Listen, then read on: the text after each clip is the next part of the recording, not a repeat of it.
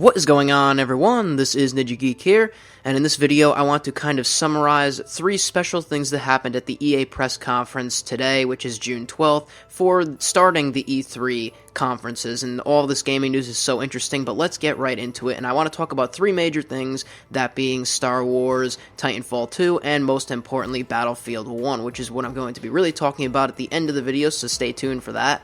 But starting off, I want to talk about Star Wars, because yes, Battlefront came out last year, and when it was all revealed, I was insanely hyped for it, and I had some complaints about the game, but the game overall isn't that bad, and they are going to be making new games with different developers coming for Star Wars, so that's basically what it's going to be. It was very, very vague. It didn't really announce a lot. It just kind of pushed more of game developers into creating more Star Wars types of games that let everyone enjoy something that really makes their story come true, and that's all we really got. We didn't get any specific information on other games. Now, Battlefront has been releasing DLC content along its way, and so fans of Star Wars have been enjoying that content, but going further into the Star Wars franchise, we don't really know exactly what games are going to be. Like, I know, for example, Respawn Entertainment is going to take a spin on a Star Wars style of game. We just don't know anything about any Star Wars upcoming games. We just know that they're looking to be based on storytelling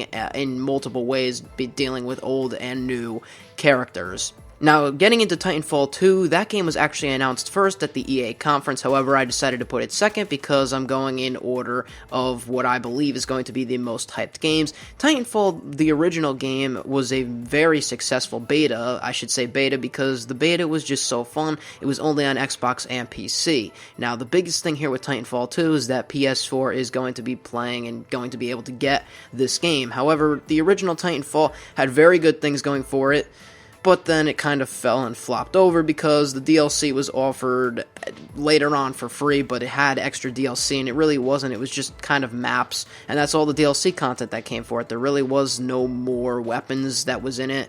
It just ultimately flopped because of the lack of content. It was a fun game to play, but it was only an Xbox and PC exclusive, and that just ultimately just kind of barreled down the road to now as to why it wasn't as good. But now we are getting it on PS4 as well as Xbox One and PC.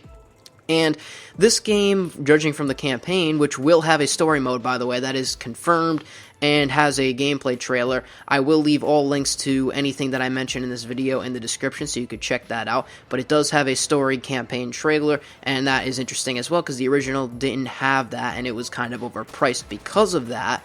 So, and also getting into the multiplayer side of things, we obviously have new abilities, new Titans, which is also another thing that they kind of lacked in the first one. There's going to be new and more Titans in Titanfall 2, and just new stuff in general, but keeping classic to the original Titanfall feel. It doesn't look like a new game. It just looks like Titanfall with added stuff to it, which is excellent, because you don't want to be like Call of Duty and try and change everything that pretty much existed in the older Call of Duties and completely change it for the worse, in my own opinion, of how the franchise was going. But anyways, getting to the biggest thing that I know we're all excited about that we've seen gameplay of is Battlefield 1. There is so much to talk about this, and the first thing that I'd like to mention is that Battlefield 1, or DICE I should say, actually comes out, shows off more trailers for the game, and actual gameplay. We've got an hour worth of gameplay today from some celebrities, some pros, some YouTube famous people, and they played Battlefield 1. We got to see it in action from a third-person perspective, from a first-person perspective, everything about the game,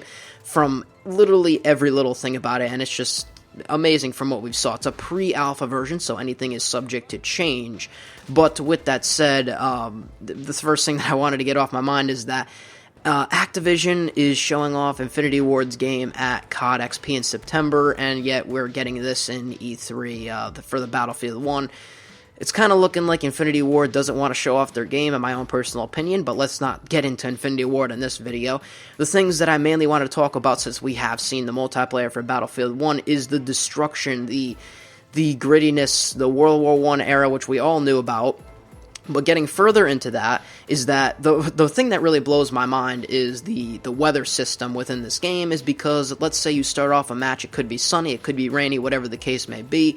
It can change during the match. If it's raining, you'll see the raindrops on your actual gun, which is amazing. I've never seen that happen before in any game. I mean, well, I can't really say that, but especially a game as immense as, like, for example, Battlefield 1. I've seen this mechanic in other games, but nothing has been as immense as Battlefield 1, so that's why it is so amazing. And plus, it's a first-person shooter. We really haven't seen the outdoor environment connect to this. Now, of course, Battlefield 4 had this type of stuff, but with tanks, you're going to be able to destroy the ground. Like, there's so much destruction with it. Like, tanks in Battlefield 4, you can destroy pretty much anything, but when it comes to Battlefield 1, the tanks are actually going to be able to create dents more into the ground to provide extra cover if you need it. You can do whatever you want, and there's different versions of the tanks in this game. You could spawn in as a tank player. You can't just, like, I mean, you could find them on the map, but there's just so much more to tanks within this game, and the big thing in the map is the giant, just powerful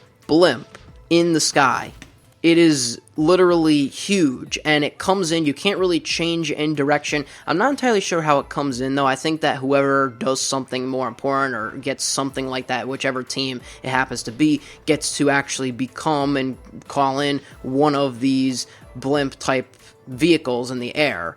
And it has so many guns on it. It's very powerful. Easy to take down, though, because it's such a large target. It probably takes a lot of rounds and stuff to take it down, but it's so easy. And when it does come down, it comes down on a random location in the map that you're playing on, and it will just destroy and set everything on fire in that certain location.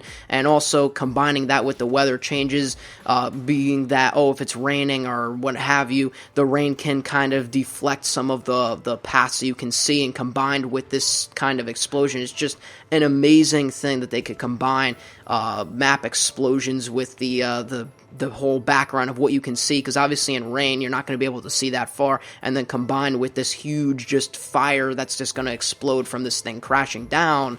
I just think that this whole game is coming together very well. We're only in the pre-alpha stages, and there's so much more to talk about, and things that I probably haven't even mentioned about Battlefield 1 that it's just, like, you could probably leave some comments below if I missed anything, but I did watch the live stream of the gameplay, and most of it in the beginning was just kind of gibberish, but then getting into the actual gameplay, it was just stunning and amazing what I ended up seeing, and I can only imagine it's obviously going to get better since this is a pre-alpha, and we're kind of looking at it for the first time, but as time comes to October time, when the game's actually released, I think this is going to be a full, just amazing game that right now we think it's amazing, but come October, everything is just going to be polished over, hopefully, and I do believe it's going to be polished over. I don't have any concerns about it, because they're actually doing things right, unlike Call of Duty is. That's my own opinion.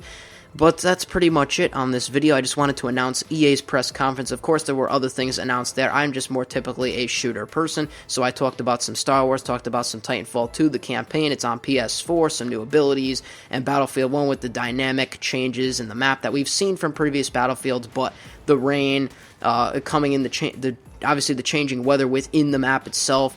Actually the start screen when you die and come back, it's actually a 3D. I forgot to talk about that you can actually see what's going on in the battlefield when you're looking at the map getting ready to spawn in, whereas the other Battlefields, they just had a map and you could see your player count, but this is the actual map that you can see all the explosions happening, the gunfights that are happening. You could jump right in to the action again, and just the immense full just background, the scenery, the crashing of everything, the planes, the missiles that are coming in, the way that the guns look. Actually, we didn't even talk about the guns. Obviously, they're World War I guns, and they have different. Obviously, they look different than a lot of stuff that we know now. Obviously, if you know about World War I, you know about the type of weaponry that was used back then. And it's just all amazing combined. So leave a comment below if you have any other things that I did not mention. I'll leave all description links below in the description, and I'll see you on the next video. This is NinjaGeek. I'm out. And peace.